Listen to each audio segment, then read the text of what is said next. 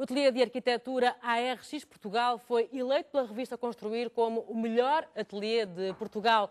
Nuno e José Mateus são os fundadores deste ateliê, que também viu premiado um dos seus projetos, o do Fórum Sintra, distinguido com o prémio Melhor Edifício Comercial. Vamos então agora, nesta altura, precisamente conversar com o José e o Nuno Mateus. Antes de mais, parabéns aos dois, portanto, por todas estas distinções destes prémios. E há 20 anos que trabalham juntos, certo? Sim, exatamente. Aliás, na realidade, trabalhamos há mais algum tempo, mas os dois juntos, enquanto ateliê ARX, trabalhamos desde 1991. Então, a arquitetura passou por muitas transformações desde essa altura até agora? Passou, com certeza.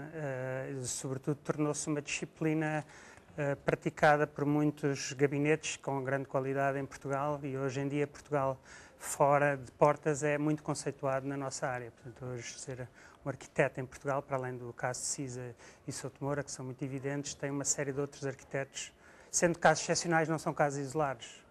E, Nuno, como é que então se consegue, que proezas é que tem que tanto atingir para se conseguir portanto, ser o melhor ateliê de Portugal, uma distinção, portanto, recebida na semana passada, não foi? Pronto, o melhor ateliê de Portugal, isso obviamente é um prémio que tem que atribuir a um gabinete, que se atribui anualmente.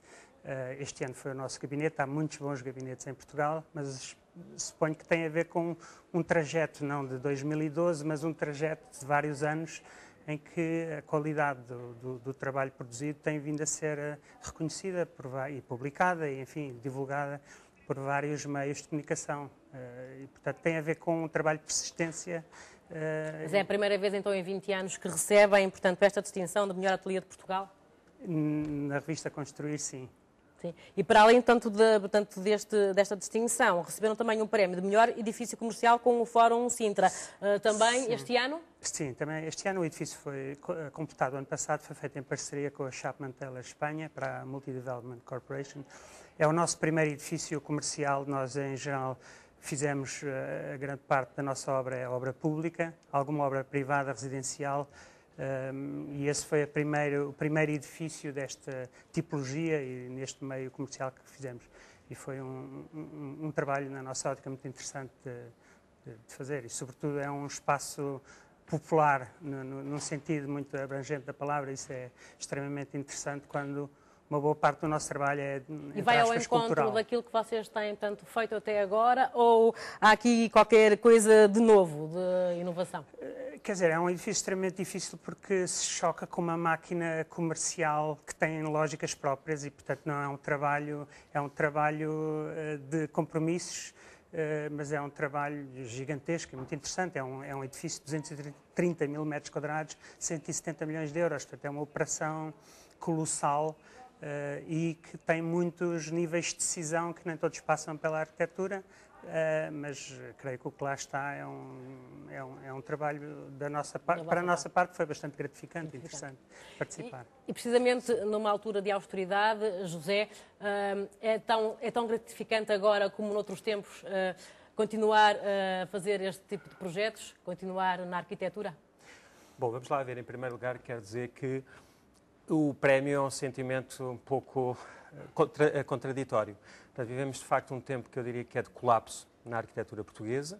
A arquitetura portuguesa vive, desde há 10 anos atrás, uma trajetória de erros de legislação e de estratégias nacionais para a arquitetura e para a construção bastante penalizadores desta área e da área da construção.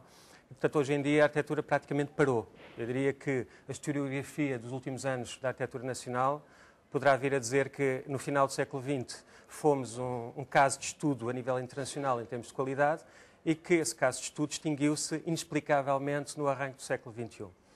Isso não tem só a ver com o estado da crise atual, embora o modo como está a lidar com esta crise também está a ser muito perverso para a atividade da arquitetura. Mas tem a ver com uma série de erros que foram sendo cometidos, nomeadamente ao nível da legislação, sobretudo nos últimos 15 anos. Exemplificar? Erros uns atrás dos outros. Posso simplificar dizendo, desde logo, cerca de 1000 arquitetos novos para o mercado todos os anos. Recentemente, com a contração das escolas de arquitetura, despedir primeiro aqueles que são digamos, elos fracos, os professores convidados, que muitas vezes são aqueles que têm mais competência por ter uma prática intensa de projeto e que são os professores de projeto. Uma legislação extremamente exigente, mas exigente a um nível que não é próprio do nosso país, ou seja, resulta de adaptações da legislação europeia a Portugal sem fazer um scaling para a nossa realidade. E depois há sempre os lobbies. O que é que isso implica, então? E depois há sempre os lobbies que intervêm nessa altura de legislar a obrigar tudo e mais alguma coisa em termos de construção. O que é que isso obriga? Obriga a importações massivas, nomeadamente de componentes eletrónicos e de ares condicionados vindos do norte da Europa, por exemplo, da Alemanha. Obriga a situações como alguém queira construir uma casa, é obrigado a instalar em todos os quartos, sem exceção, 2 tomadas de telefone e 2 tomadas de televisão, mesmo que não queira. E, portanto, a legislação portuguesa está preparada para um país longe, mas muito longe da capacidade económica que nós temos. E, portanto, desde logo era urgente fazer essa revisão. Depois temos aquele problema crónico de demorar 1, 2, 3 anos a licenciar uma obra, quando há países que licenciam em 15 dias, um mês. Temos concursos que são normalmente organizados com uma exigência extrema de procedimentos burocráticos, que levam normalmente também à desclassificação de inúmeros ateliês, e não há sequer enquadramento legislativo para os honorários dos arquitetos, ou seja, aquilo que neste momento se verifica é uma lei da selva, é um estado de dumping patrocinado pelo Estado e explorado muitas vezes por empresas públicas. Eu vejo com alguma surpresa que é um escândalo nacional um supermercado produzir um desconto de 50% e ser um escândalo. No entanto, na arquitetura, isso ser feito todos os dias e ser explorado por empresas públicas, parece que já não é escândalo. E, portanto, diria que um prémio, uma distinção nesta altura, é simpático. E os jovens que também saem das faculdades de arquitetura vêm também, de facto, depois com um trabalho mais barato, ocupar o vosso lugar, digamos assim? Eu nem colocava, repare, eu tenho a maior empatia pelos jovens arquitetos porque sou professor na universidade. E o que nós fazemos todos os dias é tentar que eles sejam altamente competentes e quando começarem a entrar em concursos, demonstrem a sua competência. O problema é que, de facto, um mercado completamente desregulado, com uma legislação completamente pulverizada, que deveria ser consolidada, é um mercado que não funciona. E esses jovens, com certeza, que ao entrarem no mercado, são também elos fracos. Seguramente o mercado nestas condições é um mercado que não garante que os ateliês possam, desde logo, remunerar devidamente os seus arquitetos. Portanto, o que se está a ver atualmente, isto é um pouco como a Companhia das Águas decidiu fechar a água e, em vez de avisar previamente para nós prepararmos uns baldes de água ou uns alguidares, não, vamos ligar a água. Fecha imediatamente, não há trabalho, não há projetos, não há construção. E vocês, o grande desafio depois também para vocês perante todo este cenário é conseguir contornar toda esta situação e, portanto, para depois poderem chegar então a ser eleitos pela revista Construir como o melhor ateliê de Portugal também. Digamos, ter que contornar tudo isto e fazer face às situações para se obter depois, portanto, retorno através destas distinções. Nuno, qualquer dia, espero, qualquer dia seremos o único ateliê de Portugal, portanto será fácil ganhar o prémio. Mas gostava só de dizer uma coisa. Agora falando, há muitos ateliês a fechar, sim, também a encerrar. Soubemos há dias que, por exemplo, o Alvarcisa tem 4 arquitetos no ateliê dele, não tem um único trabalho em Portugal, que é uma referência internacional. O trabalho dele está todo no Oriente e em Portugal não tem um único trabalho. Mas nós temos 30 escolas de arquitetura em Portugal, 30. Temos 5 vezes mais do que a Noruega ou a Dinamarca, temos tantas quanto a Espanha. Obviamente, em 30 escolas produz-se uma massa crítica fantástica. Produzem-se excelentes arquitetos, alguns, produzem-se muitos, muito maus, e hoje em dia temos de tudo no país. Mas o que se tem produzido bastante é um reconhecimento da arquitetura portuguesa fora. O que acontece é que começamos a ter procura interna de ensino de arquitetura. Começamos a ter, não só Erasmus, pessoas que vêm mesmo fazer segundos ciclos, que já conhecem os arquitetos que estão em determinadas escolas, e falo aqui também as escolas privadas em Portugal. Não há só más escolas privadas, há escolas de elite privadas em Portugal que são reconhecidas fora do país. E também o que está a acontecer muito é que os alunos formados em Portugal entram diretamente em qualquer gabinete no norte da Europa, e é o que está a acontecer, é um êxodo em massa, porque não há aliás, rigorosamente trabalho em Portugal. aliás, em muitas E outras neste áreas. momento Portugal produz